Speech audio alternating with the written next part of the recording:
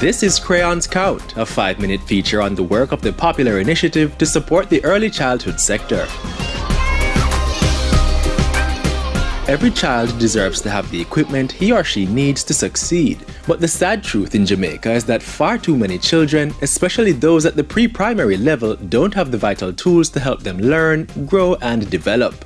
A partnership was forged with National Baking Company to help remedy this situation, and the end result was the successful Crayons Count initiative, which has been providing learning materials to basic and infant schools across the island for the past 2 years. Stay tuned to hear the origin of this groundbreaking initiative.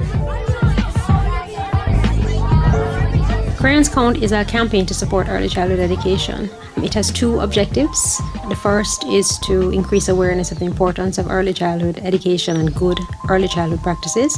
And the other is to provide recommended learning tools to early childhood institutions better known to everybody as basic schools. Founder and conceptualizer of Crayons Count, Diaka Morrison. She says the idea came to her in 2012 after a conversation with her publisher, who told her that Jamaican children couldn't appreciate parts of a book she had written because they didn't have crayons. Well aware that it takes cash to care, Miss Morrison contacted Butch Hendrickson, CEO of National Baking Company, and they fleshed out the idea some more. We sat down that very same day, and it took a long time, about 15 minutes after we said, this is really bad. Is there something we could do about it as a company? And Jacka said, yeah, we can. Started putting it together, just on my mind, quickly, no notes, nothing on paper. And I decided, yeah, we're going to do it. Crayons Count sources school supplies and learning aids from overseas, brings them into Jamaica, packages them into kits, and delivers them to early childhood institutions registered with the Early Childhood Commission. The kit was actually designed in consultation with the Early Childhood Commission. They came up with 13 categories of tools, and they are crayons, books, puzzles, manipulatives, blocks, Play-Doh, paper, paint brushes, glue sticks, scissors, and puppets. The kits vary in size and contents based on the enrollment of the schools. Larger schools get larger kits with a greater number of learning materials, while smaller schools get smaller kits.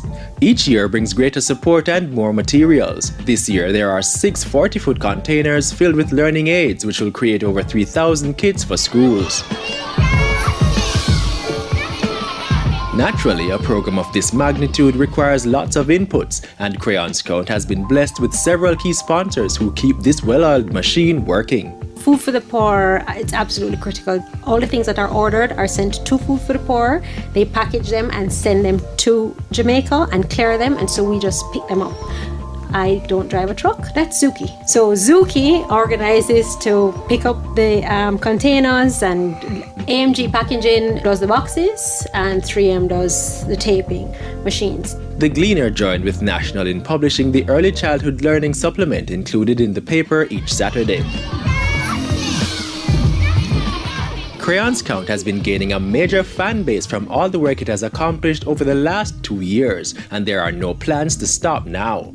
I think the Minister of Education is our biggest fan.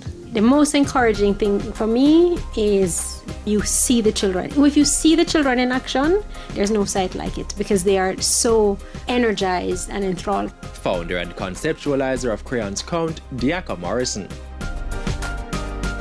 Every child must learn, and the Crayons Count initiative intends for every child to receive the start needed to achieve later success.